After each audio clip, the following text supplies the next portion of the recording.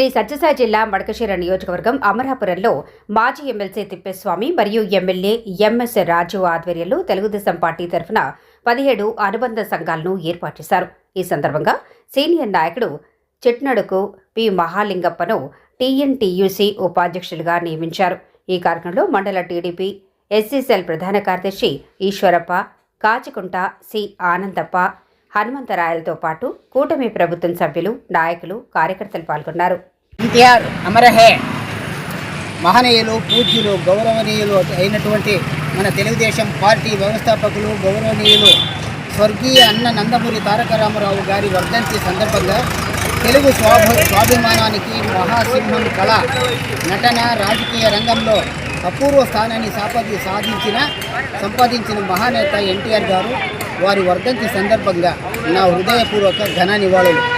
నందమూరి తారక రామారావు గారు నటుడిగా, పౌరాణిక పాత్రల్లో కృష్ణుడిగా, రాముడిగా, కలియుగ దైవం వెంకటేశ్వర స్వామిగా మరియు రాముడిగా మా భీముడిగా, దుర్యోధనుడిగా నటించి దేవుని రూపం ఇలా ఉంటుందని చూపిన మహానటుడు, కోట్లాది మంది ప్రజల హృదయాలను గెలుచుకున్న మహా వ్యక్తి.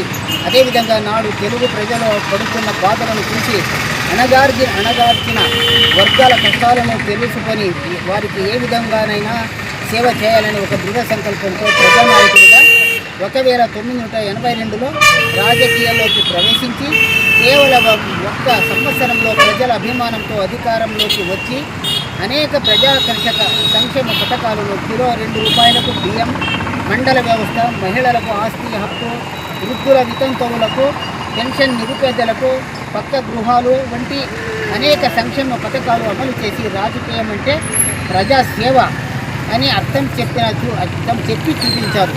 తెలుగు సంస్కృతి, తెలుగు గౌరవం, తెలుగు వారి ఆత్మ అభిమానం, సామాన్యుల జీవితాలను మెరుగుపరిచేందుకు ఎన్టీఆర్ గారి పాత్ర ఏనాటికి తెలుగు జాతి ఉన్నంత వరకు మరువలేనిది.